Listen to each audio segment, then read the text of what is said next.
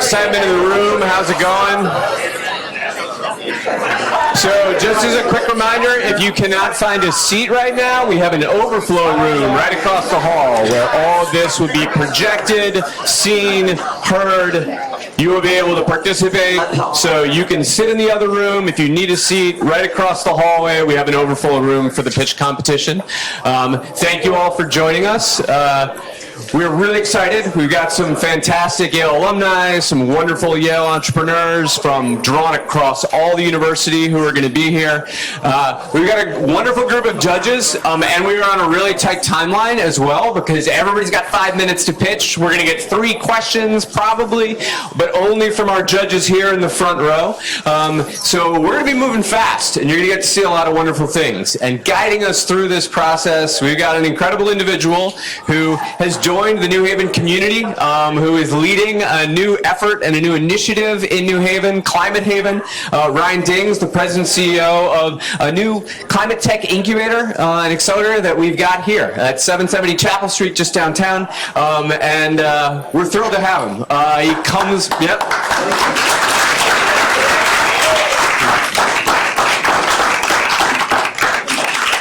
Good human, good dude, incredibly great leader, and as like a soul and a spirit of supporting climate entrepreneurs, that kind of drives him every day, and that's what we need to infuse in the place. So it's a real pleasure to have him facilitate this, and to hear from all the people that we deeply care about in and around the Yale community, who are trying to solve some of the most complex challenges out there. So Ryan, welcome. The floor is yours. Thank you.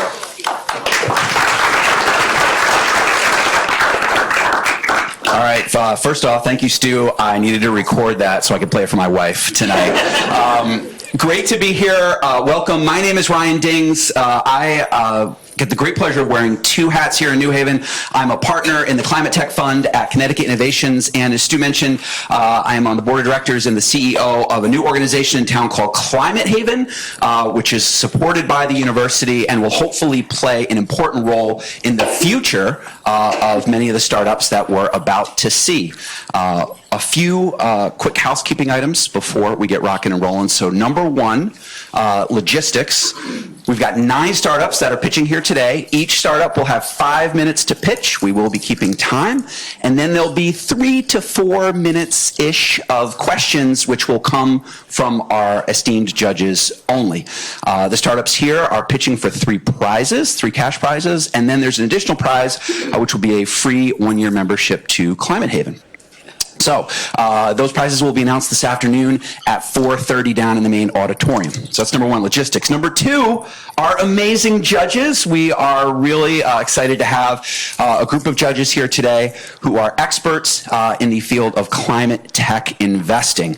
So great to have these folks here. Wish we could have time for them all to introduce themselves, but I'm going to do it quickly so we can get to the important part here. So first up, Michael Lessikin from United Airlines Ventures, Brandon Blazer over here from the Ecosystem Integrity Fund, Ben Schlatka from the Material Impact Fund, Alex Chen from Kapoor Capital, Jen Burka from FTW Ventures, Sophie Janoski from the Comets, and Anna Blanding from Concorp. Really excited to have these judges. Give them a round of applause for being here today.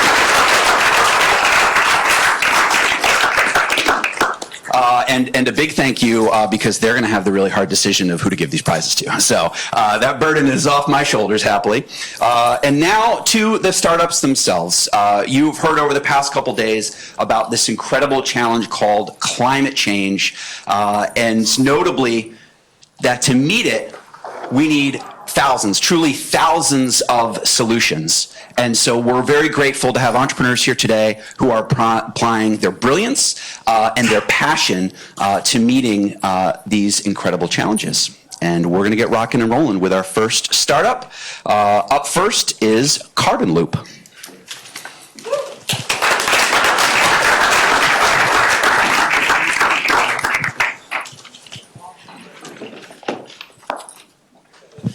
Okay, I'm Harrison. I'm Connor Rooney. And I'm Perry Bakas. And we're Carbon Loop, and we create a circular economy for carbon dioxide, developing green chemicals for the future. Want One day this will work.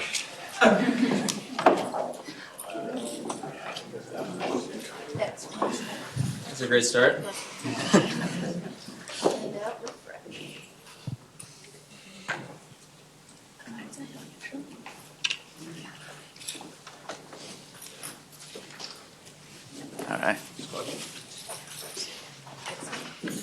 All right, thanks for hanging in there. So, as we know, we need to capture carbon dioxide out of the atmosphere. The latest IPCC report has said that to create a livable future, we're going to need to capture carbon out of the atmosphere to the tune of billions of tons a year by 2050 and beyond. Now, there's two problems with scaling carbon capture to that point. One is that it's expensive. It's a waste management business that stores carbon dioxide underground.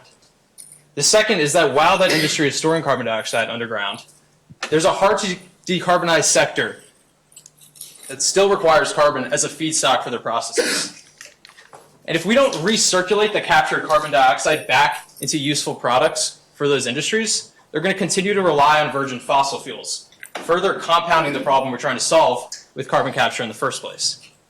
And that's where Carbon Loop comes in. Carbon Loop creates a circular economy for carbon dioxide by making green methanol that we sell to those hard-to-decarbonize sectors, and then further can upcycle carbon dioxide back into green methanol again, creating a perfectly circular system for carbon dioxide. Our aim is to make CO2 capture and conversion cost competitive, scalable, and circular.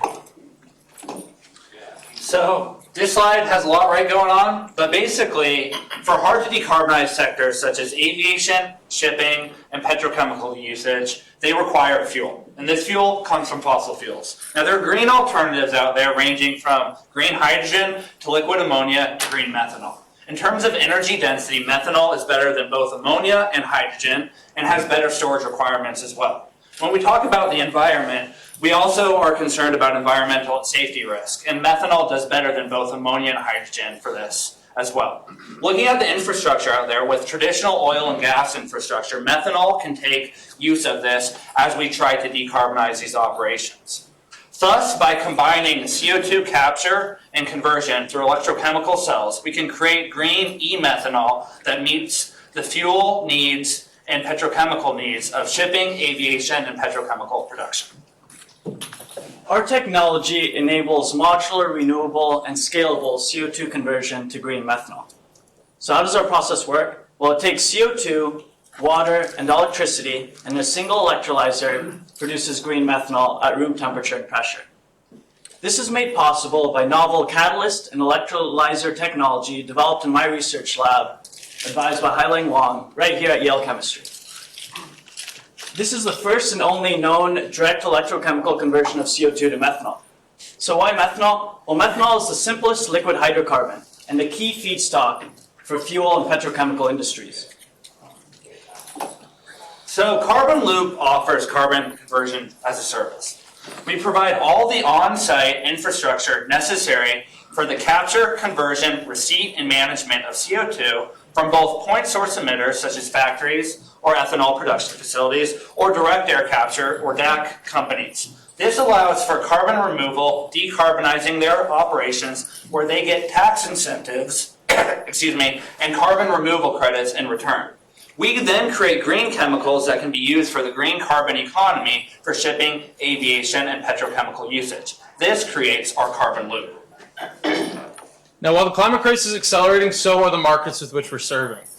Right now, we're creating our first manufacturable unit, a flow cell reactor that proves that this can be done at scale under the right operating conditions. This will set us up for a pilot facility by 2025, and we'll sell the methanol we create to conscious corporates who are willing to pay a green premium. Now, I know these numbers are really big on the slide, but I really want you to take away from the rest of this slide is that the markets for both carbon capture, e-fuels, aviation fuels, maritime shipping fuels are growing rapidly, and by 2030 to 2050 will 10x. Carbon Loop is uniquely positioned to create a platform for carbon conversion. Current competitors that produce green methanol do so at high temperature and pressure in multi-step processes. These are not easily electrified and are limited in their deployment because they cannot be modular. Other electrochemical CO2 conversion companies like 12 and CERT use different catalysts that produce different products and therefore target different end uses.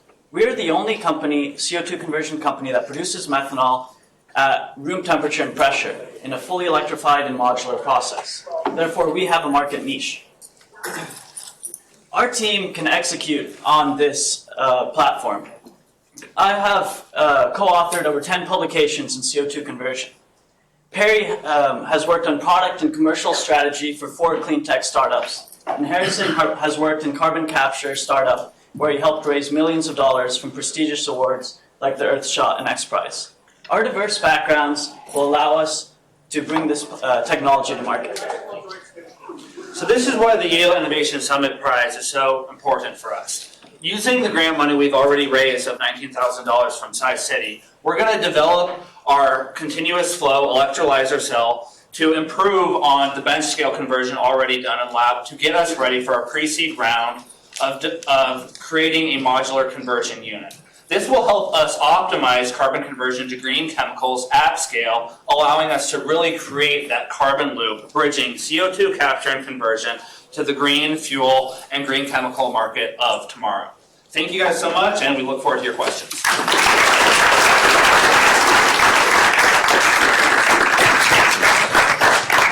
All right, gentlemen, thank you. That was awesome. To our judges here, why don't we start with our sustainable aviation fuels expert, Mike. We'll let you lead off with the first question. First of all, guys, I love the mission. This is exactly the solution for aviation, and we see a lot of companies pursuing this. So hats off to you for understanding that. As we look at the path to power liquids, electrolyzers, and having efficient electrolyzers is absolutely the key. I get the sense that is really the core of the IP of what you're trying to develop. Could you just talk a little bit about what the hypothetical efficiency, what is the advantage of the electrolyzers you are developing versus what's on the market today? What's the art of the possible? Where does it end up? And how much cash do you need to get there? I think that's a good question for you to start with. So technology-wise, I mean, it's a great question. And we're really hoping and believe that CO2 electrolyzer technology will follow a similar cost curve to like hydrogen water splitting electrolyzers. You know, as you know today, there's really only a couple startups that are working on CO2 electrolyzers, and they're still at a very early stage, and the cost is very high, like you said. But a huge advantage compared to the thermocatalytic high temperature and pressure, green e-fuel production is that electrolyzers can operate at room temperature and pressure, and we can turn them on and off, with the switch of a button. And so I think this is a huge advantage in their deployability, and they can fit, market fits that thermocatalytic processes can't fit today.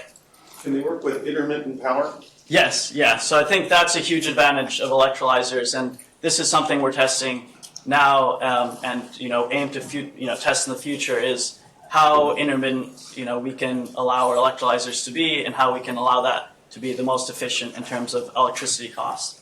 What's also great in terms of intermittent power here is that because this does CO2 electrolysis in one step, taking both CO2 and water and then combining it together, we can essentially get excess grid capacity. So specifically like when there's like offshore wind or onshore wind or solar, that allows us to key into that excess capacity and actually create that methanol that can then be immediately sold and used for shipping and aviation production.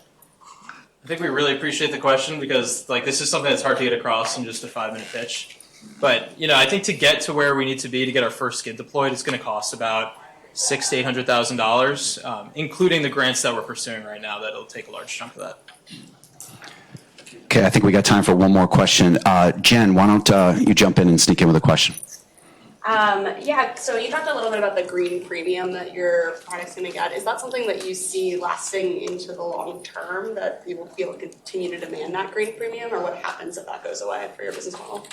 That's a great question. So we see there definitely being a green premium initially, especially for shipping. Already companies like Maersk and United and JetBlue have demanded a green premium for sustainable aviation fuel. Maersk for shipping is looking specifically at methanol and are willing to price in long-term price commitments of 10 years plus for green methanol. And then also going from methanol to petrochemical production, we see methanol being a key input for plastic production. like just a few weeks ago, Lego announced an agreement for buying about a few $1 million of green methanol, not green e-methanol, because they don't like how great our stuff is yet, but they will. And so, like, you're gonna all want like cute plastic toys that comes from green methanol. Otherwise, it's going to come from fossil fuel. So we see that green premium being there in the long term, and then because we're also integrated to those carbon capture markets, that'll also be a key driver of our revenue. And Jed, also, I think what you can use as a proxy for this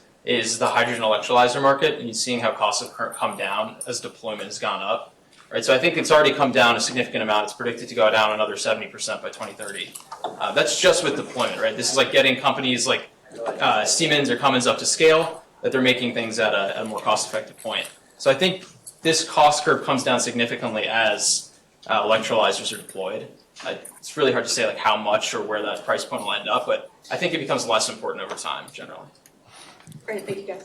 Okay, Mike, Jen, thank you for the questions. Carbon Loop, thank you guys so much. Give them a round of applause.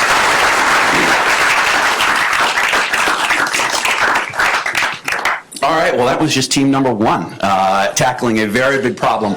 Now we are on to the second startup, and what is really amazing here is just in the first two startups, we're seeing the diversity of problems that entrepreneurs at Yale are tackling. Next up, we have Banofi Leather, Isabel Campbell, and Jinali Mody.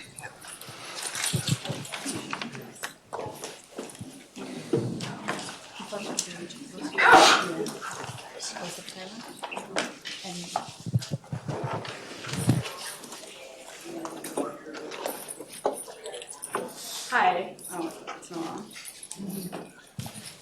Hi, I'm Isabel, and I'm excited to introduce Banofi Leather. We see a world where the leather industry doesn't harm the planet. We create materials for the future.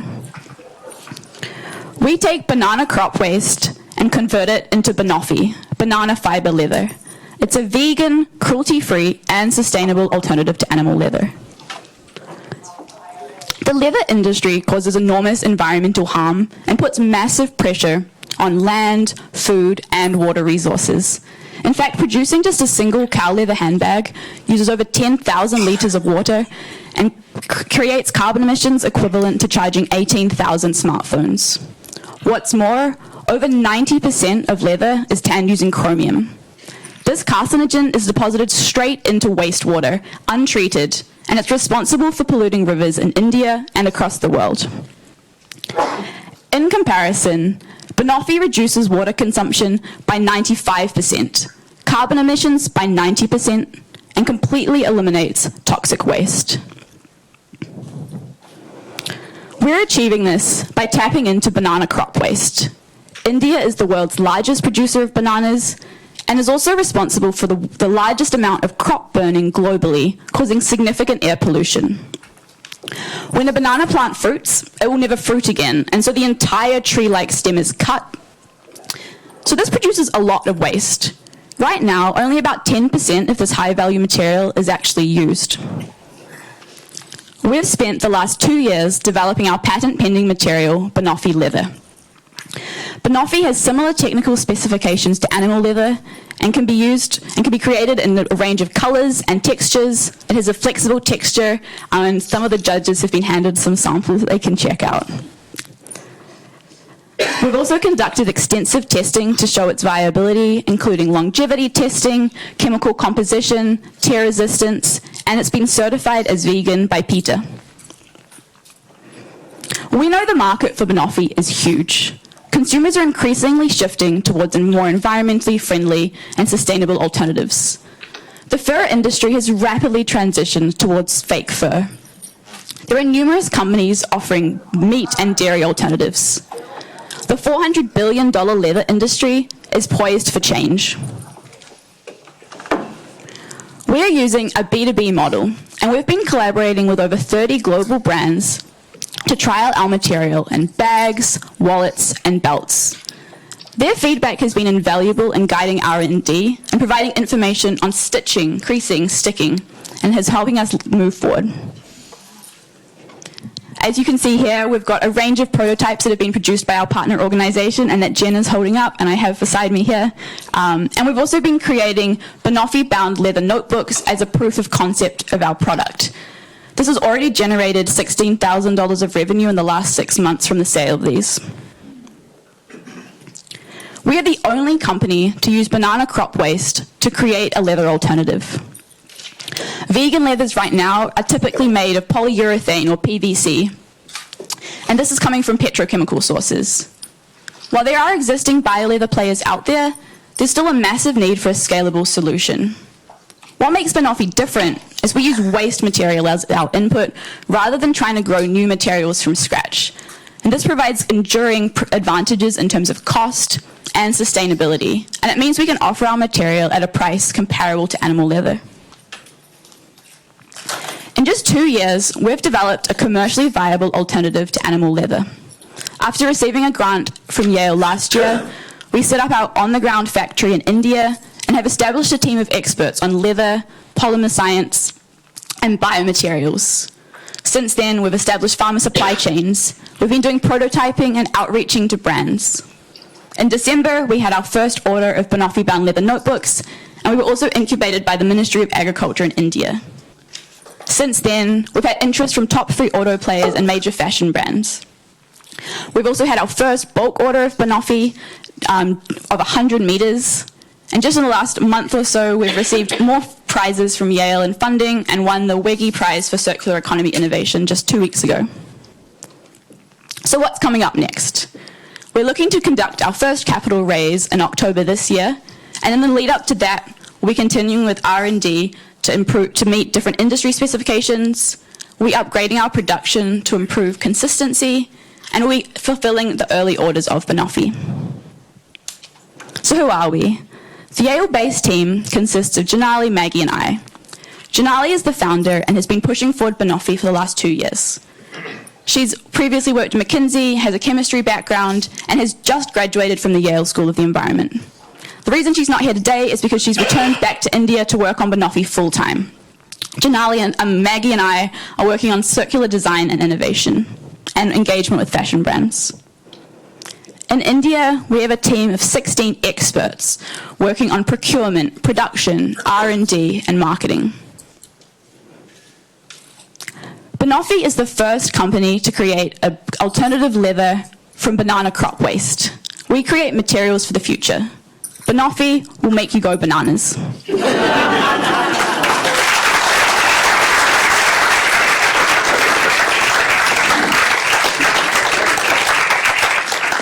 All right, Isabel, thank you so much for that wonderful presentation. We'll get some questions from the judges, and we will come over here. Brandon, why don't we start with you? Thanks for a great presentation.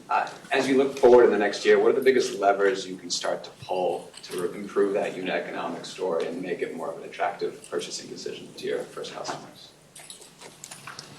I guess what we see is actually our material is cost competitive with a lot of the other things, which is unlike most other bioleather companies. So when you look at companies that are producing like Milo from mushroom and other things, their product is sold at a significant price premium. So obviously, economics is important, but that's actually not where we're prioritizing our work. We're prioritizing meeting the different specifications for different types of materials.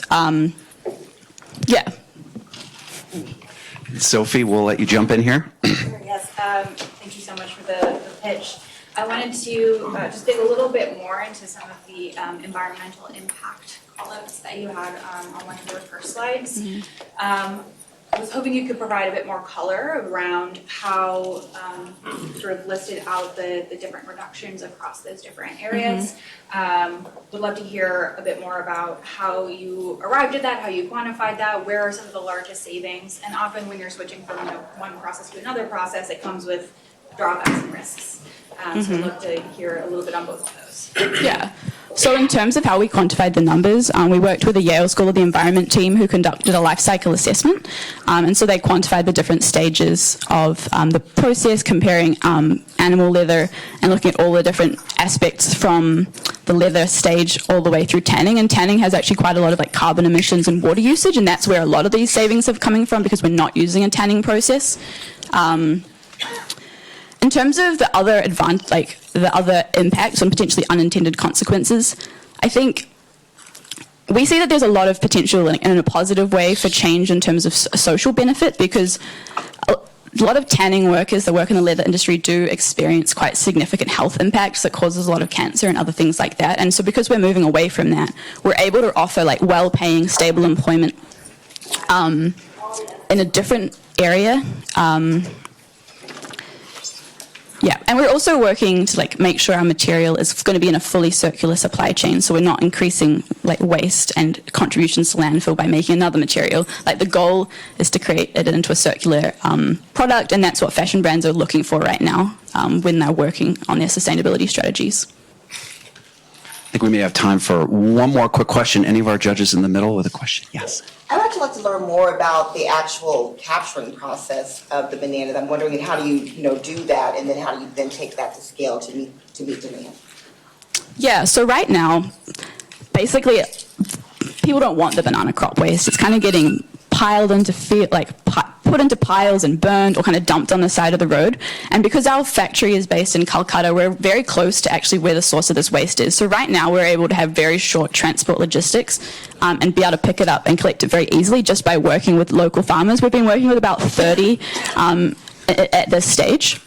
But when we conducted actually our life cycle assessment and we did an assessment of the overall industry, there's definitely not a shortage of crop waste. There's enough crop waste just from bananas in India to replace all of leather globally.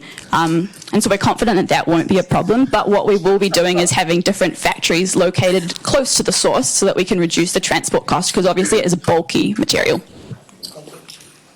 Awesome. Thank you, Isabel, so much. Thank you. Big congratulations to Leather.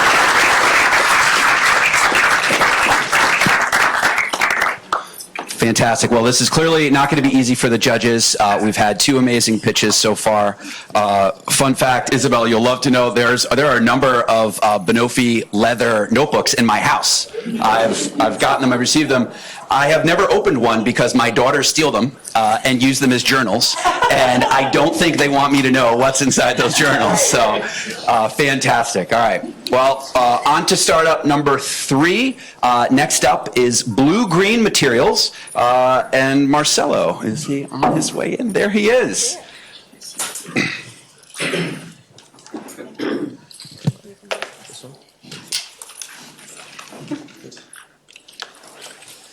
Hello, I'm Marcelo, founder and CEO of Blue Green Materials. We make carbon-negative bioconcrete from the ocean for the ocean. The oceans are the first line of defense against the climate crisis. They've sequestered over a quarter of human emissions to date. However, their CO2 uptake capacity is weakening, and rising sea levels and ocean acidification threaten marine ecosystems and the coastal communities that depend on them for their livelihoods. Scaling marine infrastructure is critical to transitioning to a green economy. However, current solutions are contributing to the problem that we're trying to use them to solve. I'm talking about concrete, which represents around 7% of human emissions and is the most consumed material on Earth after water.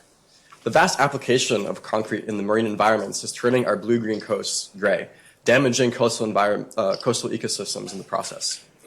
Simultaneously, while continuing to decarbonize as fast as possible, we need to upscale our carbon removal capacity by nearly 100,000 times to balance residual emissions and reach net zero by 2050. These are huge problems with huge markets. But what if we could turn concrete into a vehicle for carbon sequestration? This is exactly what the blue-green process does. Using only seawater, air, sunlight, and alkaline silica rocks, some of the most abundant rocks on Earth, we can manufacture carbon-negative precast concrete for marine infrastructure applications. The way we do this is by leveraging the Earth's most powerful carbon removal mechanism, the weathering of these alkaline silicate rocks, which sequesters trillions of tons of CO2 over thousands of years. If you look at concrete, it's essentially just aggregates, silicon carbonates, or more commonly known as limestone and sand, binding together by cement, which acts as a glue. Luckily for us, the byproduct of this energetically favorable carbon-negative reaction, weathering reaction, is this one and the same silicon carbonates that we use in concrete. And so using electrochemistry, we can split seawater into acidic and basic streams to accelerate and optimize this reaction to human-relevant timescales. So what do we do for a binder? Again, we look to the ocean, we look towards nature, and use biomineralizing blue-green algae to control mineral formation into a carbonate-binded concrete-like material. Bioconcrete isn't just greener, it's better. Due to the fine-tuned nature, microstructure of these materials, literature has shown that they exhibit higher compressive strength and durability, and even potentially self-healing capabilities under the right conditions. This provides a unique selling proposition to overcome inertia of adoption in certain marine infrastructure applications, particularly shoreline protection, artificial coral reefs, and seaports. And since precast is already ubiquitously used in these environments because of its convenience and reduced labor costs, we can act as a drop-in solution. Furthermore, because of the circumneutral pH of these materials, they're more amenable to coastal ecosystems, meaning that we can turn our marine-built environments into living shorelines. We have two revenue streams of Blue Green Materials. We sell precast concrete and high-integrity carbon offsets. Unlike other low-carbon or zero-carbon concrete companies, our materials are unambiguously carbon negative. We sequester at minimum 260 kilograms of CO2 per ton of bioconcrete that we form. And unlike most other carbon dioxide removal approaches, by sequestering CO2 in market-ready materials, we generate $250 of economic value per ton of CO2 captured, meaning that irregardless of whatever the future holds for carbon markets, we can sequester CO2 profitably. This allows us to break the pick-to paradigm that exists in carbon capture, utilization, and storage. Due to the essentially unlimited supply of feedstocks to our process, we are not only working within, but expanding our planetary boundaries. Because of the large market for precast concrete, we can continue to sequester CO2 profitably to planetary relevant scales. And even at the end of the life of these concrete materials, the CO2 remains sequestered for millions of years as limestone. Carbon removal with a scalable business model unlocks a path to global climate impact, where we have the ambition to sequester 0.5 gigaton of CO2 annually by 2040. Granted, we are still at the early stages of this journey, working in the lab at Technology Readiness Level 3, but the scientific basis behind each component of this process has been well validated in the literature, and our problems are more so on the engineering side, where we're working on perfecting the material design and process integration. I've been laser focused on carbon removal for the last 5 years. It's what brought me to Yale, and I've been focused on this technology for the last 2.5. I'm very privileged to be advised by an amazing multidisciplinary team of experts and supported with over 110,000 of non-dilutive funding by reputable institutions. Thank you very much for your attention, and I look forward to answering your questions.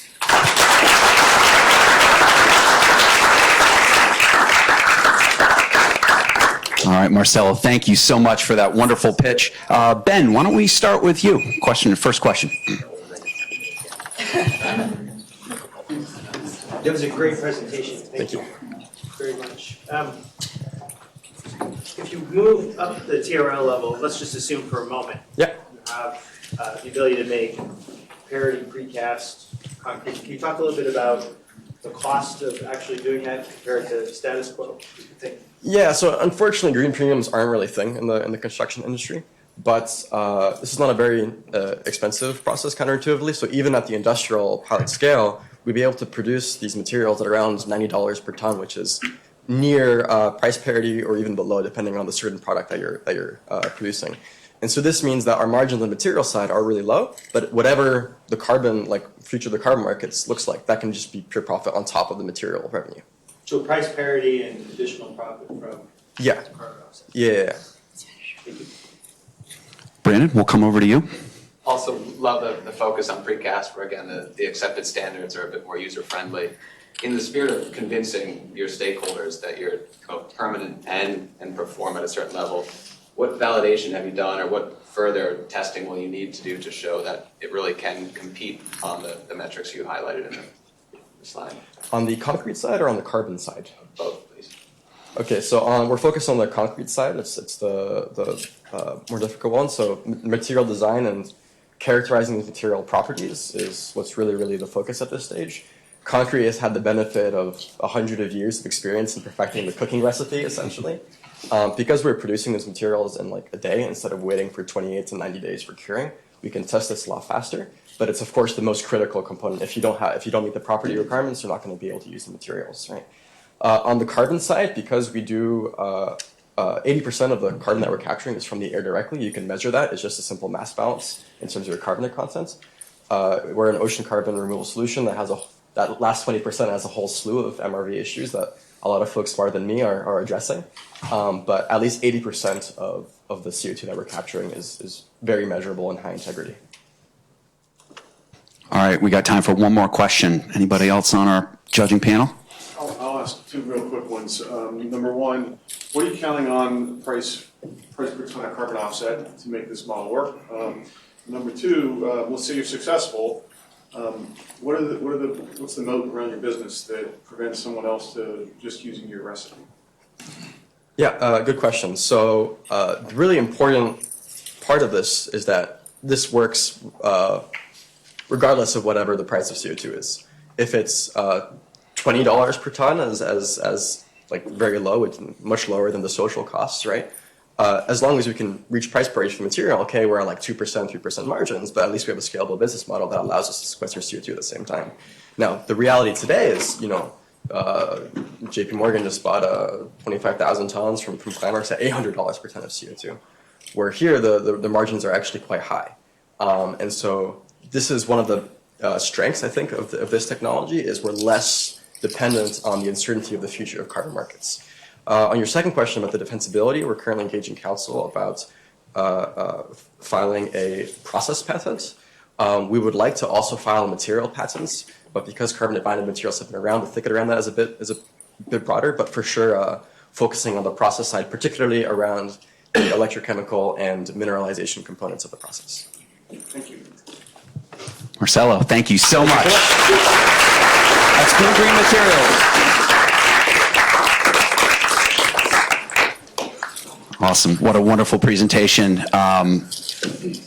Really concrete solution.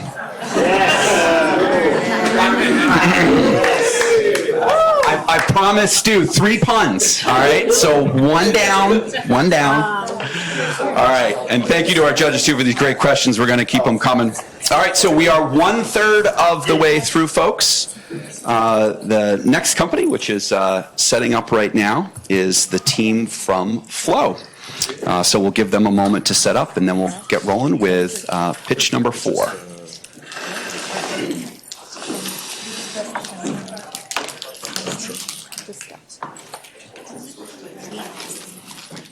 Awesome. Now to Flow.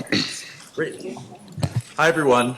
We're Flow, a Yale and MIT climate tech startup that's developed a smart, cost-effective, and environmentally friendly ice dam solution. Ice dams form when melted snow flows on warm roofs and freezes at the roof's edge. This leads to the formation of a wall of ice that prevents runoff from discharging. As the standing water accumulates, both pitch and flat roofs can leak or even collapse. Ice dams are a massive problem in the United States. Each year, there are over $9.5 billion in damages. For instance, here at Yale, there are over 400 buildings on campus, and there are ice dam leaks in every single one each winter. The damages annually cost over $1 million. Existing solutions fail to solve the problem. Customers can install heating cables before the start of winter, or hire steaming services after each snowstorm to prevent ice buildup. If they do not, they're often forced to replace a large portion of their roof. All these solutions are terribly costly, energy demanding, unsafe, and often labor intensive, which poses significant liability risk. Our team came together to tackle this massive problem. I previously worked in business development and venture capital, and Hector is one of the best engineers I know. We have a balanced set of business and technical skills to deliver a novel solution to customers. Existing solutions seek to remove all of the ice, but this is costly, energy intensive, and actually unnecessary. We've focused on the core issue, discharging the melted snow. Flow is the first novel ice dam solution in over 50 years. It accurately detects and predicts ice dams. When necessary, the system pumps a liquid de-icer onto the roof to create channels in the ice dam and let the melted snow water escape. This de-icing fluid is clear, non-corrosive, biodegradable, and pet implant safe. Here you can see just how effective,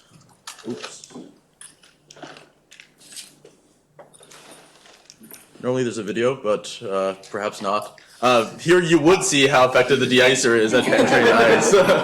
The fluid is dyed blue for visualization, but you can essentially see these streams coming down, but it's clear and odorless. Flow is a smart, clean tech solution. It leverages novel Internet of Things sensors, proprietary machine learning algorithms, and real-time data from the National Weather Service to determine exactly when to deposit the de-icer. It's also designed for install and forget. The maintenance is simply replacing the fluid cartridge once a year, while the tubing lasts over 10 years.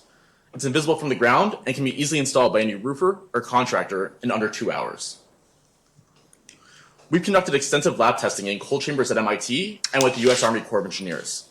Last winter, we ran a 50-unit paid pilot with key customers, including Prologis, the world's largest warehouse owner, Hyatt, and Vail Resorts, one of the largest ski resort companies.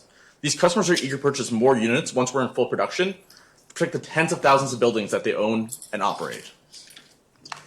We're currently generating sales through product sales. An in-cartridge model for our de-icing fluid will provide us sales year after year.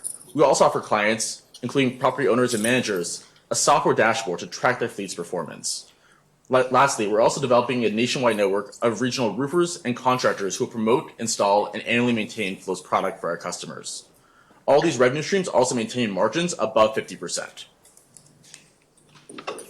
By discharging the water, rather than removing the ice entirely, Flow delivers customers more than 40% savings compared to existing solutions. And as an InsurTech product, even if it just prevents already one ice dam, it's already paid for itself. We provide property owners and managers the asset protection and peace of mind they need. There isn't a mistake here. This is actually right. Flow's novel solution drives down carbon emissions to less than 1% of benchmark solutions. Over the entire year, Flow consumes the same energy as a light bulb for one night. We have already several patents and have developed the world's largest ice dam dataset. We've also created key partnerships with industry leaders, insurance carriers, and the U.S. military. We're now preparing for a full launch later this year. We'll first start selling through our established partner channels to commercial buildings, and then scale to the residential market. Our IoT sensors, our solution will also have applications far beyond ice dams. We envision expanding to numerous verticals to radically transform and decarbonize the global de-icing industry for the 21st century. Our IoT sensors also offer the potential to digitize roofs and building envelopes to provide critical data that we can monetize year-round. These sensors will enable buildings to significantly reduce their costs and carbon footprints by providing personalized insights on maintenance and CapEx projects. Please join us on our journey to transform the ice dam industry. We're currently looking to connect with folks in real estate as we ramp up for a full launch later this year. Thank you. We're Flow, the smart solution ice dams.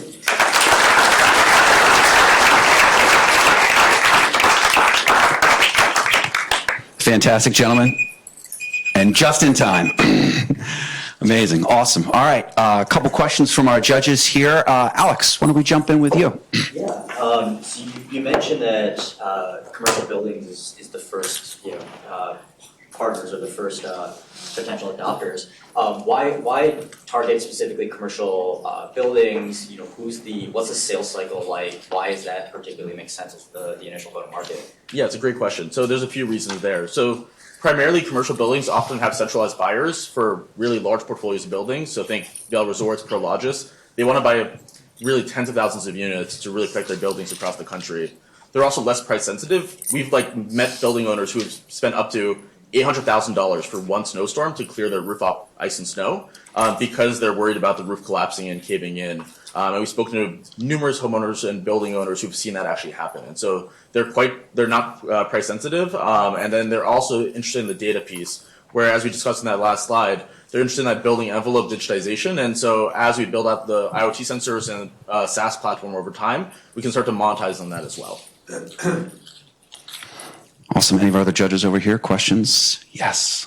Is the de-icing solution proprietary, or did you buy that from somebody else? So it's already produced in the millions, but we actually have some built-in custom sensors, so we can actually see if we're using our de-icer or a third party, and we can actually shut down the system remotely.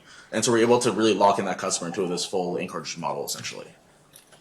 Okay. Similar question. I really like that you had some of the IP that was patented, but wondering really, could you talk about nearest competitors and what is really the distinction, distinct benefit that you have with Flow? Yeah, for sure. So we already have several patents on the technology. Ultimately, there has really not been an innovation here for the last 50 years. It's really the heating cables, which are exactly what they sound like. They're a heating filament, and Yale refuses to use them because there's a ton of liability there. And there are other options, just have guys climb into the roof in the middle of the winter. And OSHA requirements are now also making that increasingly more difficult. And so most folks just eat the cost, essentially. So Yale eats the $1 million per year. And so there really isn't a new innovative solution on the market.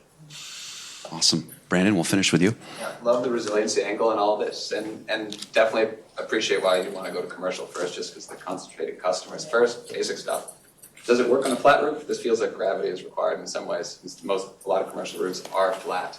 And then secondly, how will you go after residential where it's much more fragmented and the cost savings that you would see with your customers are actually, a revenue hit potentially to your stakeholders? Yeah, for sure. So 2 great questions. So the first is around flat roof buildings. So with Prologis, for instance, and with Yale, we actually did it on flat roofs. And so flat roofs are actually slightly concave towards these drains in the middle of the roof. And so that's where we focus on actually. And so it actually works really well on those and they love the product. And then as well to the second question around residential. So we've actually designed a residential system as well and we maintain margins there above 50% as well. And that's where our customers still see that 40% saving. And so we're able to really optimize around the cost and then the recurring revenue over time to really make sure that it's worthwhile for both parties. Awesome. Thank you, judges. And folks, give it up for the Flow team. Thank you, gentlemen.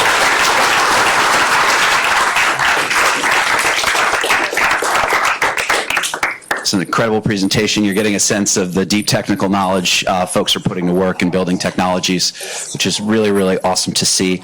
That was number 4. We are rounding the midway point here. And so the next startup, which will be up to pitch, is Row Impact. Thank you.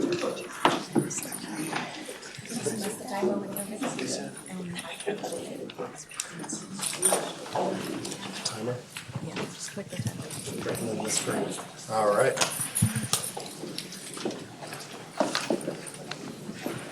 Well, thank you, everybody, and thank you for having me. I am excited to be here and just thrilled to hear about all of these other companies. And in fact, that's a lot of what we do, so it's really inspiring to me to hear that. By way of brief introduction, I am a Yale graduate, and 15 years ago, I founded my first company with a classmate of mine, Basile de Graaf, and we pitched for electrochromic polymers that were for building efficiency, and so this has been a long journey for me. Subsequent to that, I co-founded a medical device company in Boston that was acquired by Metadata, and after that, an analytics company that was recently acquired by GM. And I am excited to talk to you today about my new venture, Row Impact, empowering every organization to make an impact. And so really what we do is help investors find and fund the most promising startups and companies broadly and help those companies expand and make the biggest impact that they possibly can. So when I hear all of the startups around here today, I'd love to be talking to you afterwards, and in particular about quantifying that carbon impact that you can have. We see a future where humanity is thriving, where the people, the ideas, the companies who want to make a difference have access to the tools and the insights to make that happen. That's really our why. That is my why. And I will be here for the remainder of the day, so if you want to catch me afterwards, I'd love to hear what drives you. So what's the actual problem? Well, it turns out that environmental and social issues are incredibly complex, as it turns out. But they're not as ambiguous or amorphous as you might think. The last time you've been to the grocery store and you haven't found your favorite items on the shelves, those are supply chain issues. When you've heard of the Great Resignation or kind of these mass exodus out of industry or companies, these are largely social issues. There's a growing complexity in global climate regulation. And climate change is real. It's an existential threat to humanity and to business as we know it. And so kind of all of this in combination has really turned ESG into the new normal of business. And there's a lot of confusion about that, including what the acronym even means. So for here, ESG is environmental, social, and governance. And when we talk about it, it's really about understanding the risks and opportunities associated with those core metrics. The good news from our perspective is that these are addressable problems. And they really come down to communication and core communication barriers along the lines of a lot of the market participants who exist. And so we see our role in facilitating and breaking down those key barriers between the LPs and asset owners, the investors, the portfolio companies, the regulatory environment, the science community, the employees, and everybody else who's involved in all of this. So how do we do it? We have 2 key software platforms. One of them is for emissions forecasting called Crane. That's in collaboration with the Prime Coalition and Row Impact, very generously supported by NYSERDA, the MacArthur Foundation, and many others. That is over 3,800 global users, including top-tier universities, companies, venture firms. And we also have our commercial platform, Gemini. And this is the orchestration layer that we use to connect all of those nodes. And it is built by practitioners, backed by science, and honed by years of real-world experience that I'll get into in a moment. And it's really focused on addressing those key barriers to ESG and impact. This is a big market. It's dynamic. It's growing, and we have the traction to prove it. So last year, we bootstrapped to $1 million in revenue with some unbelievable early clients. This year, we're seeing some incredible early recurring needs and renewals, and we're getting those highlights from third-party sources such as Salesforce and the Aspen Institute for our work on the Crane tool. We see line of sight on $20 million in recurring revenue from our early adopter cohort in the next few years and growing to well over $100 million thereafter. This team is absolutely incredible. I wish that I could have the entire team on this slide. We are experts in the field, deep experience across data-centric software, ESG, environmental science, spanning entire careers. And these are true practitioners, experts of the craft, and really have a lot of passion for the work that we do. And we're already having an impact. So we are raising the bar on the depth, the quality, and the transparency of impact reporting with leading organizations such as Eclipse Ventures and the Autodesk Foundation. We are co-authors on adoptable, peer-reviewed, and open methodology and frameworks with organizations such as Project Frame and CDP. And we are recognized for our public comments to the SEC, our educational material, and the support for accelerators that we have globally, including with Canada and Hong Kong. So thank you so much for the opportunity to be here. I really do hope that you all come up and talk to me afterwards. I'd love to hear what you're working on, and I look forward to any questions. Impeccable timing. Awesome, perfect timing. Gilman, thank you for that wonderful presentation. Questions for the judges. Sophie, why don't we start with you? Thank you for the wonderful presentation. To your earlier point, this is a really complicated and multifaceted area. One of the, I think, challenges associated with making this type of data actionable is its comparability. And so could you speak a little bit more about how maybe it's the Crane portion of the solution that can increase the comparability so that we're comparing apples to apples and not apples to oranges? Thank you. Feel like you're a straight man over here. Thank you. Yes, absolutely. That's one of the core issues that we're focused on. And so one of the things that we look at in the market right now is that finance in general has this kind of standard posture of, I have a unique perspective on the world. I have an ability to invest your capital in a way that nobody else can. Therefore, you should use this black box solution and approach. And we just don't see any role for that here, especially if we want to tackle these really large global issues. And so our contribution to Crane, Project Frame, and many other of these broader methodologies and transparent, open, accessible ways of running the analysis so that you can have these big, broad, incredible numbers that we're looking at. But then when you ask the question, you can double click in and you can see what were the assumptions that were made. How did you come up with that calculation? What were the references? And that's really our focal point, is on the open, transparent methodology that we can all share, that should not be owned by anybody, that should be contributed to and used so that you can have de facto standards that anybody can understand, similar to GAAP accounting, so you can kind of understand what somebody else wrote.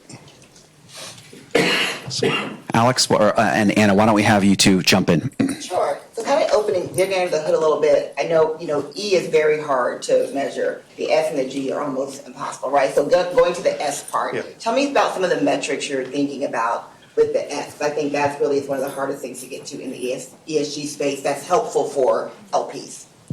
Absolutely. It's incredibly difficult. And right now, it really is bespoke. And so that's a solution. We don't have a solution. I'm not going to tell you that we've solved that.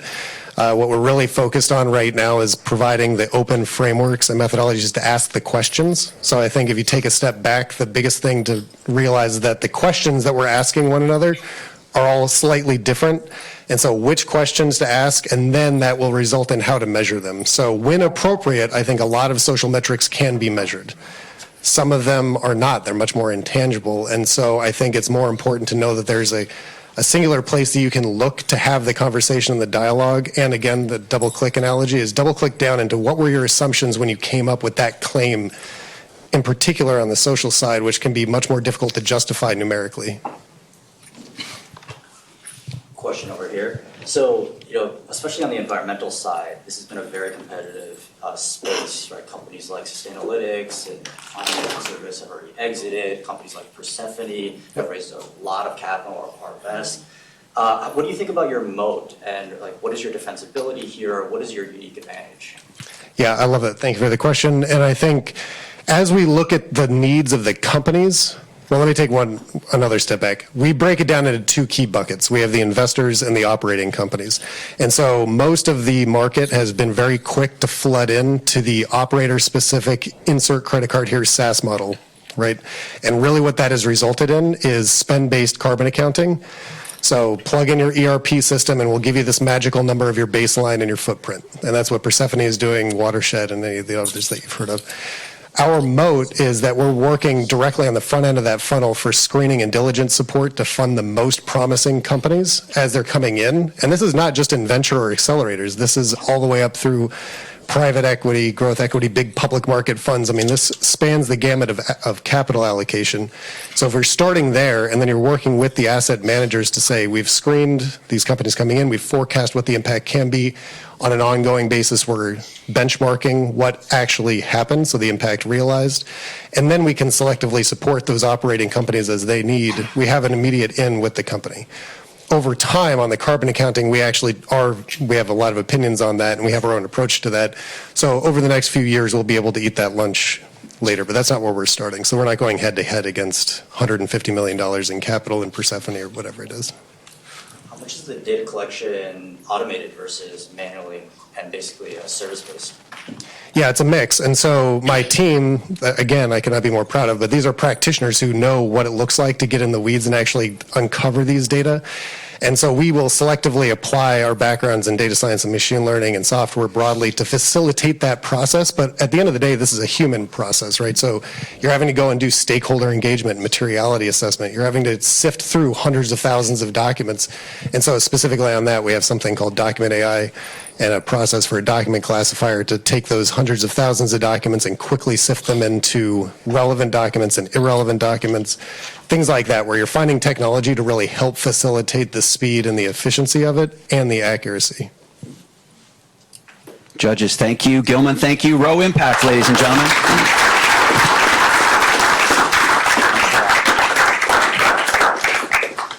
All right, thank you. Wonderful standing room crowd in here and in the overflow room as well. So thank you to the audience for hanging with us through this. Next year, Climate Pitch, big auditorium. I'm pitching that next year. We're going to the big auditorium for the Climate Pitch. This has been great so far. All right, we've got 4 more startups to go. The next startup we're going to welcome in is Katala. And we're going to get James set up here and turn it over to him. And look forward to the pitch. Thank you, folks. Hello, everyone.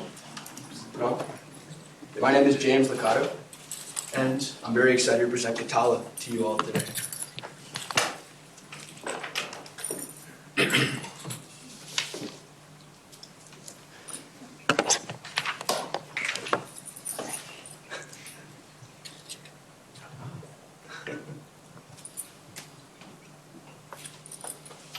Well, maybe in a little bit.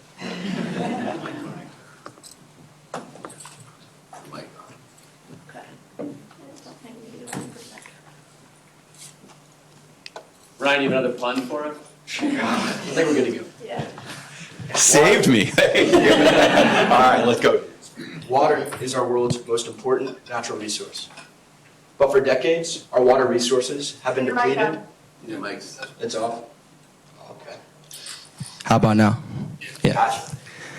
But for decades, our water resources have been depleted, contaminated, and wasted. Toxic compounds like PFAS, PCBs, and dioxane have been released into our environment in massive quantities, causing cancer, chronic health conditions, and ecological destruction in the communities in which they contaminate. As the damage done to our environment by these corporations becomes clear, sustainability is no longer just a concern. It is a requirement. Water scarcity and new regulations are affecting some of the world's largest industries, including chemicals, pharmaceuticals, and oil and gas. imminent regulation on thousands of compounds and tens of billions of dollars in legal liability and cleanup costs are forcing these companies to look for new solutions for their water treatment problems in an effort to make their processes water positive or to treat more water than they contaminate. But conventional water treatment systems all share one major flaw.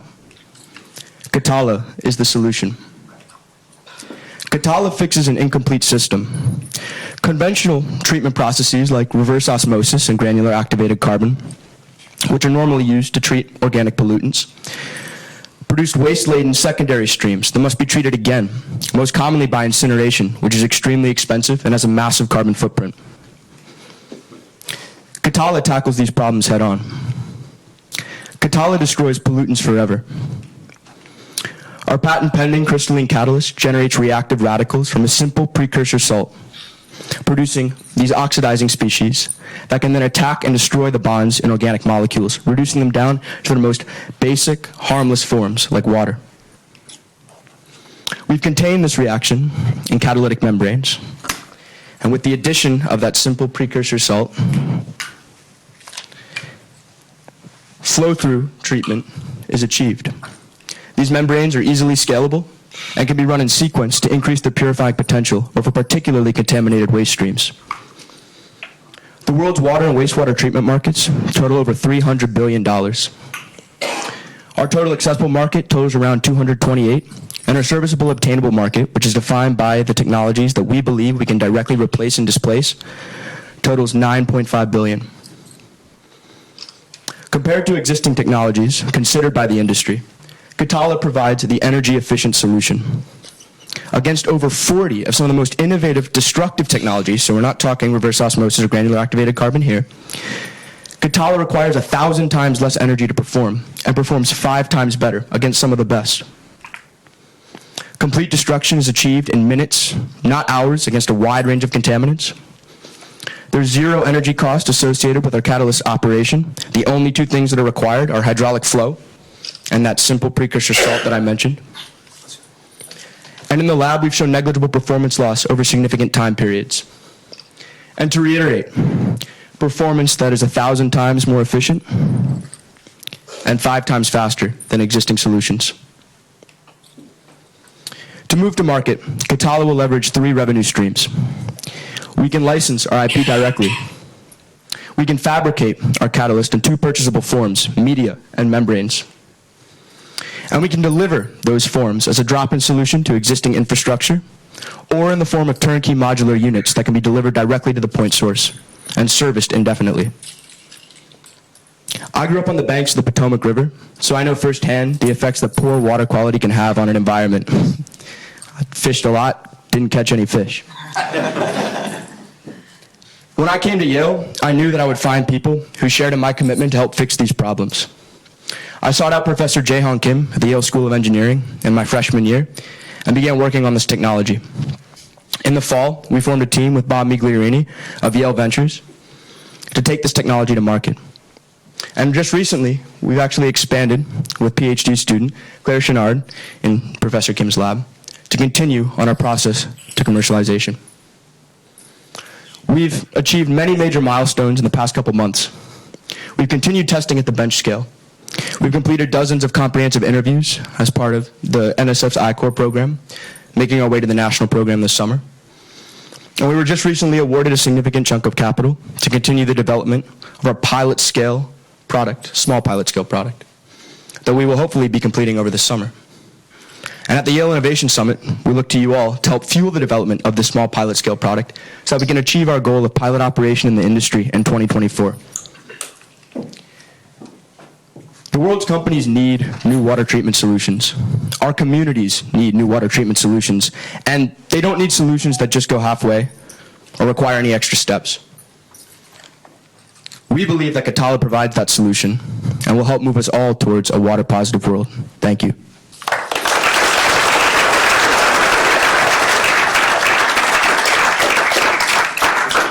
James, thank you so much. It was a brilliant presentation. We'll start with questions from our judges. We'll head down to this side of the panel. Ben, how about you? Thank you.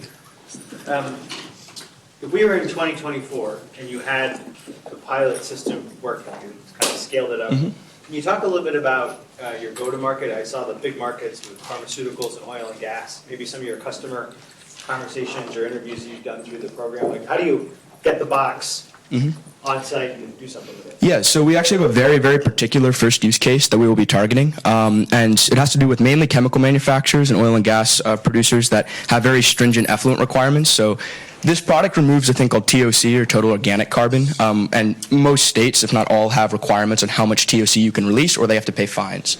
So most plants have physical infrastructure, so big process control plants to treat their wastewater, but they need to change over these beds or this media, right? Ion exchange beds or granular activated carbon beds, they need to be replaced. And when they do, they actually employ modular RO units, which produce that secondary waste stream. So our direct solution is to just replace those RO units because the cost of the actual system is only marginally higher. The solution that we're providing, the membrane, is essentially modified with this catalyst. Otherwise, it works in about the same way as an RO system. We just inject that precursor into the influent. But there's no secondary waste stream that's produced. So there's no need for incineration. It cuts out that entire cost, which is pretty expensive for them. And so we've talked to like Eastman in Tennessee, some of their production facilities, and they think that this shows a lot of promise, and they would buy this technology because, again, switching over is so challenging and it's very costly. And if there's a way that they can do it in one simple step, they would take that. Great answer, thanks. Mike, down to you. As you think about raising capital, and you've got this relationship, sounds like, with Eastman, are they going to contribute any capital to the business? That's a good question. Eastman, they might. A lot of firms, especially in the oil and gas industry, are very cash rich right now. And they have specific innovation teams that actually look to invest in these programs to do sort of a partnership. And so that's what we're looking to target. So with Eastman, yes. With other oil and gas companies, yes. And ideally, we want to work with their innovation labs to establish a pilot product. Most of these chemical manufacturers or oil and gas producers have pilot facilities that we can actually go to test our process before we even move on to their actual processes. So that's what we're looking to target for our small pilot scale reactor. But they haven't contributed yet? No, they have not. Are there pollutants that this process that Callsen does not remove that the traditional processes do that makes this more of a niche product? Or does this, the major pollutants out there, the contaminants, does this reduce similar to existing? Yes, it reduces similar to existing. And again, so for an RO or an ultrafiltration system, which is basically just a membrane with hydraulic flow that, they can be fouled, Katala counteracts that, again, by destroying the pollutants, the organic pollutants and total organic carbon inside the membrane, and it destroys it completely down to its mineral products. So it treats the same stuff that RO does, it just does it better. Awesome. Judges, thank you. James, thank you. Give it up for Katala, please.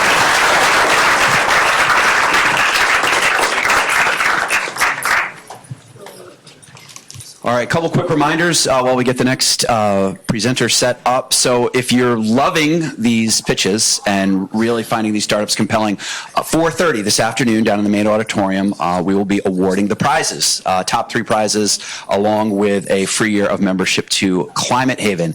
And right before that, 3:30 p.m. in this room, right, we're getting together with folks who've been on the climate track with us and talking calls to action. It'll be a conversation, hopefully, with all of you to talk about what we can take away from the conference and how we can move forward. So hope you can join us at 3:30. In the meantime, we've got 3 more pitches to go. And we're really excited for this next pitch. We got more products. We love products. Karuna Foods, folks. Hi, my name is SJ.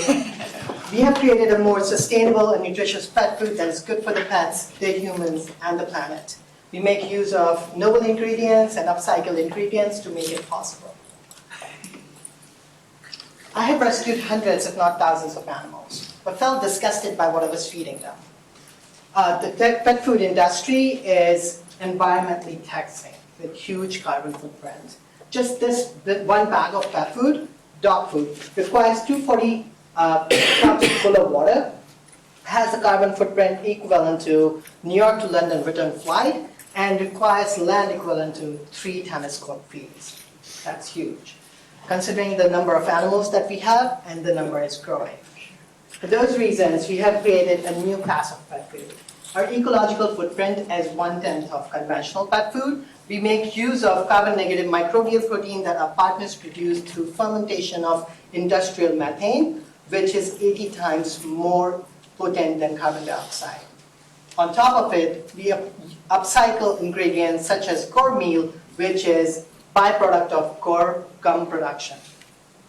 The end result is a better kind of pet food, as these both ingredients have 50 to 70% protein content, and the end result exceeds, not only meets, but exceeds the AFCO recommendation, which is the industry standard. We have fed it to hundreds of dogs, and all of them loved it. And for those reasons, we started a clinical trial today in Australia with 8 dogs, which will run for 3 weeks and will provide us efficacy of this product. After carefully considering the strategic and tactical factor and customer feedback, we have decided to launch in Australia first and bring the market to the US later. The first and foremost reason is the low regulatory hurdle, because it could take 2 to 3 years for us to get approved through FDA process. Australia has large pet population. They are one of the biggest spender on pet food around the world, and 1/3 of the population is willing to pay premium for sustainable products. The pet food market in Australia is $3.2 billion in size and growing at 3% annual rate. We believe we have potential to capture $75 million of this market while also doing social and financial good. Like many developed markets, Australian pet food market is dominated by legacy pet food companies such as Mars and Nestle. But in recent years, several startups have come up with their innovative solution. The problem is these solutions are environmental nightmare. These companies make use of human-grade cuts of the meat and transport them across the country in climate-controlled boxes every week, which makes them 10 to 30 times more environmentally taxing. In comparison, we fare significantly better when it comes to sustainability and the value generated per dollar spent. Our go-to-market strategy involves collaboration with veterinary doctors and shelters as we run during the discovery phase of the project, that people stick with the food that is recommended by their vets or was being fed to their dogs by shelter or vet. Once we get 1,000 customers through this, recurring customers through those channels, we will be launching into the physical and digital marketplaces such as Pet Circle. On cost front, we'll have access to affordable labor force and ingredients, plus the free trade agreement between 2 countries will allow us to enjoy good margins from the very beginning. I'm working on this venture with Abhishek, who's founder and CEO of Good Dot, which is the largest plant-based meat company in India, and not only sells in India, but sells across the globe, including Australia. We have advisors such as Perumal, who is the pioneer in precision fermentation space. We spent a year and a half building this product, but while doing that, we built relationship with stakeholders in industry and the value chain that is going to bring us, help us bring the product into the market. Once the clinical trial is over, we believe we'll have a product ready for market launch sometime around February next year. Thank you. And please help us make this world a better place for the pets, 1 meal at a time. I told them I will do that.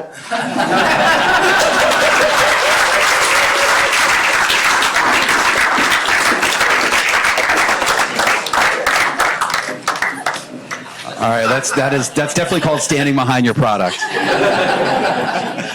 It's amazing. All right, judges, questions. Jen, let's start off with you right after we hit that timer. Yeah, thanks so much for your presentation and for eating some pet food for us. So can you talk a little bit about the price comparisons to others in the market? And I assume there's some price curve that you're going to come down with scale. Can you talk a little bit about that journey? Yeah, thank you for the question. So we are going to be the lower end of the premium. We are using a novel ingredient which increased the cost, but as you saw, we are also incorporating the upcycle ingredient which brings our costs down. Plus, we are manufacturing an existing facility, so we don't have to reinvent the wheel. So for those reasons, we'll be around our price will be around $6 to $7 per kg, which is like $3.50 per pound, and cost front will be around $1. So there's like 2 to 3 times margin that we could put on it. Ben? I gathered from the first step, you're going to work through vets, and you go to the vet, you see the bag, probably bring it back home with you. Can you talk a little bit more about brand building beyond that step? Because I think if you're going to go after a $1 billion market with those competitors, brand is probably going to be an important ingredient. Yeah, definitely. And thanks for the question. So the initial step, we have already talked to these vets who are interested in environmentalism and then feeding animals plant-based food, like animal without animal ingredients. So they are already on board. Like we are talking to them.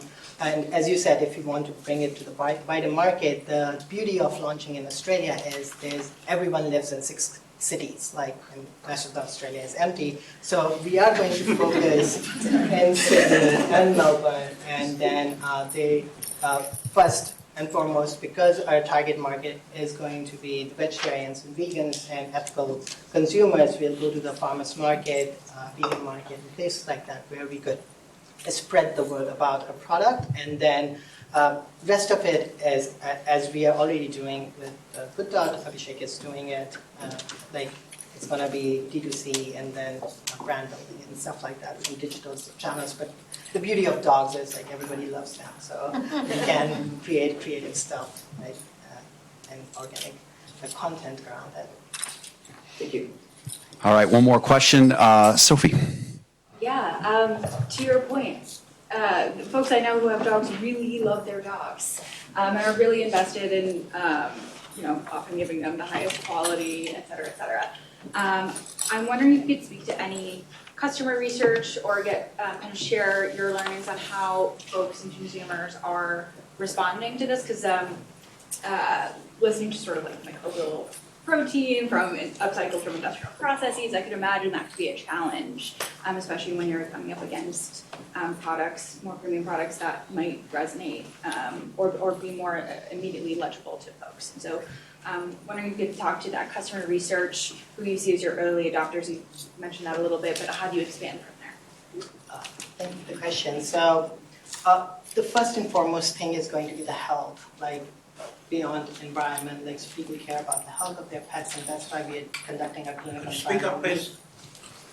And that's why we are conducting a clinical trial, and we conduct a follow-up clinical trial, because once we test the blood and stool and other things, like we'll be able to show like this is happening. We are not just telling you random stuff. On sustainability front, like I had it when I first started it, like, and then just the protein. And so we are going to creatively tell this story. We are not going to tell the end consumer that it's coming from petrochemical facility where the methane is captured and then it's processed. We are going to tell them in a way where it's told in a way which doesn't give away the system A kind of way, so they don't see like there's a bad stuff that is going into their dog's body. Was there something else? Yeah, I think that's sort of. I'm curious if you had what type of customer research. Yeah, so we have talked to around 50 to 100 people on different spectrum, at different parts of the spectrum, like people who care about their pets or people who just have them as good to have. And they all love the idea. And then when I talk to a lot of people, sometimes I don't even have to tell them I'm looking for selling it. They come and tell me, where could I buy it? I had a slide where I was speaking with, they saw the video of this pet food trial, and they were like, where could I buy it, and how much it's going to cost me? And they consume thousands of pounds of this stuff every month. So we already have people inquiring for it. We just have to bring it to the market. Amazing. Awesome. Karuna Foods, everybody.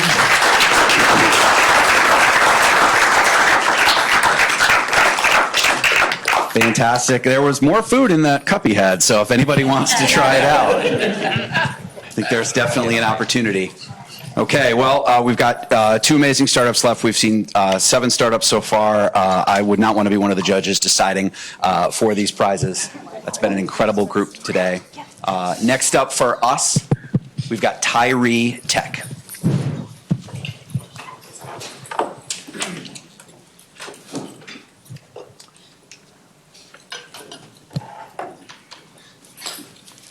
Hello everyone, my name is Wenxin Yuan. I'm currently a fourth-year PhD student at Yale MCDB, and today I'm here to represent Tyree Tech. Our mission is to turn CO2 into value. As many of you may know, we are in a global climate crisis. In order to keep Earth habitable, we need to remove 10 gigatons of CO2 each year. In the United States, 25% of the carbon emissions came from the power plants, with very few currently capturing their pollutions. At Tyree Tech, we provide an innovative solution to turn captured carbon into valuable products. Here is how it works. We first capture carbon from a high-emitting source, such as a power plant. Then we feed CO2 to microalgae. Finally, the accumulating microalgae can be made into high-protein pet feed. Our project is built on one of the world's largest microalgae carbon fixation projects, led by our co-founder, Dr. Guo. During this process, he found current technologies haven't been scalable due to 3 key challenges. Number 1, as you can see in this video, it requires huge amount of land space. This one is roughly the same size as Yale main campus. Meanwhile, the CO2 fixation efficiency and rates are all relatively low. So, how do we overcome these challenges? We have first developed a high CO2 tolerant microalgae strain. This strain is able to grow 4.5 times faster while under high CO2 concentration, which is a typical concentration from the power plants. We have also developed a multi-stage cultivation system to support our new strain. The flue gas CO2 will first pipe into a bicarbonation reactor to turn it into a liquid form for better CO2 fixation efficiency. Second is a novel photobioreactor that will accelerate the microalgae growth rate. This will be powered by the energy came from the solar panels. Lastly, we can directly harvest a microalgae solution and make it into high-protein pet feed. Our innovative process will allow us to make improvements on all 3 challenges I mentioned at the beginning. Since our reactors are vertical, we can dramatically decrease the land space required from 800 acres down to 8 acres. We expect to see the CO2 fixation efficiency increase from 30% to 90%. As for the growth rate, we have seen a 20-fold improvement in the productivity.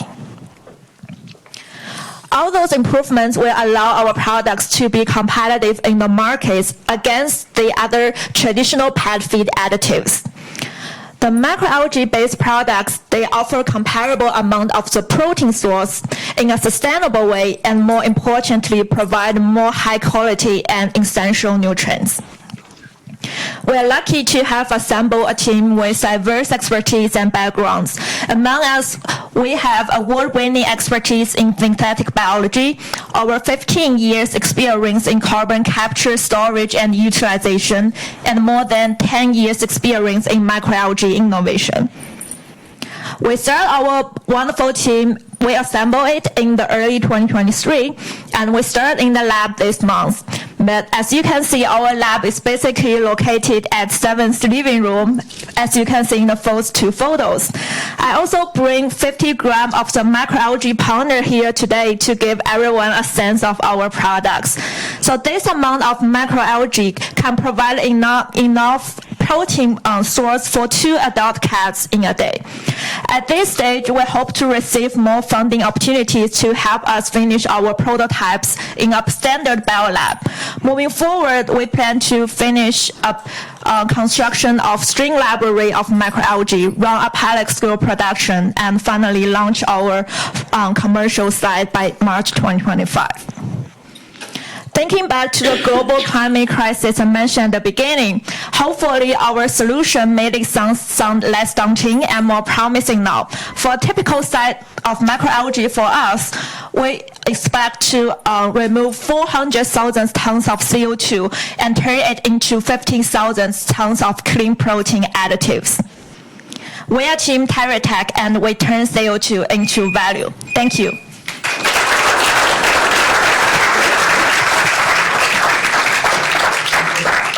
That's impeccable timing. That was, I think you nailed it. All right, judges, why don't we go Jen and Ben and Mike with some questions. Sure. Thank you so much for the presentation. Really interesting. I have two questions. One is, can you talk a little bit about the business model? It looks like maybe you're intending to sell ingredients rather than developing a brand, but we'd love to hear about that. And then I guess sort of related to that, why pet food instead of a different use case for this protein? Yes. Oh, thank you so much for your question. I'll take this question. So our business model really involves two components. So we have an upstream business with the carbon sources. Basically, we're capturing carbon. We are providing a service for the large carbon emitters on the upstream. And downstream, we are providing these protein-rich and nutrient-rich microalgae products to the pet feed companies. So, for example, maybe we can talk later on as a potential customer. So, so that's basically our business model. So B2B and B2C, both component. And the second question is the reason why we're choosing pet feed is first, the market size is very large, as you already saw with Karuna food. The second thing is microalgae as a traditional protein-rich, nutrient-rich source in Asia hasn't really been explored like worldwide. And we think this is a really good opportunity for us to expand that into the high-quality food product, starting with the pet feed, because the relatively low regulation bar compared to human food. So that's basically Yeah, so I want to add something. So macroalgae could serve as a good factory to potentially create a lot of products. And the reason we choose the pet feed is because we want to stay carbon negative. So we want to eliminate the post-processing steps. Because by creating the pet food, we only need to several steps after we can directly harvest the macroalgae. So it's kind of help us to stay carbon active. Yes. Thank you. In the diagram that you had the system outlined on, I noticed on the left, with the smokestack, there was a pipeline going to your reactors.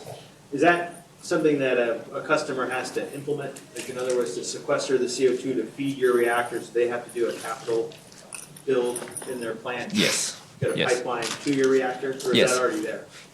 It's not already there. So that's sort of the first step of our multi-stage system, that we capture the CO2 and then we convert it into liquid carbon, which is much better absorbed by microalgae for there to grow much better. So that's something we need to build on site. So that's something we need to collaborate with the carbon emitters. Yes. Thank you. Yeah. Two questions. I'll try to keep it as simple as I can with this time constraint. But the flue gas that you are capturing, is that the IP that Tyree has? And how are you cleaning that up before you feed it to the microalgae? Yeah, so that's a great question. Maybe I can answer this one first. So the flue gas, even though it sounds very dangerous and daunting, but actually the flue gas nowadays worldwide, they're cleaned up by the power plant required regulatory process. So it's actually fairly clean, the flue gas coming out of the smokestacks. So with the amount of CO2 and the NOx and SOx components, and the heavy metal is actually really, really low.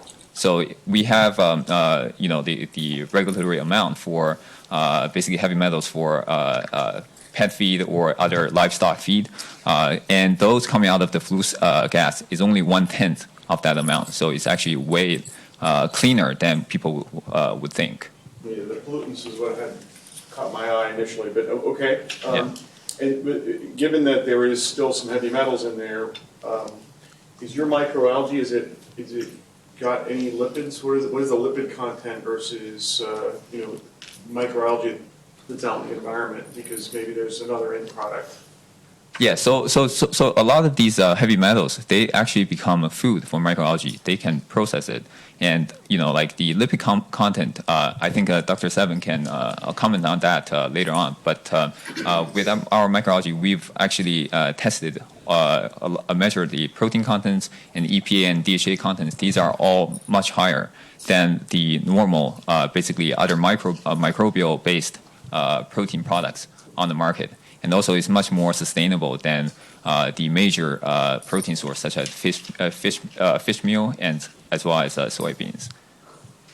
Yeah. Amazing. All right. Thank you. Everybody give it up for Tyree Tech.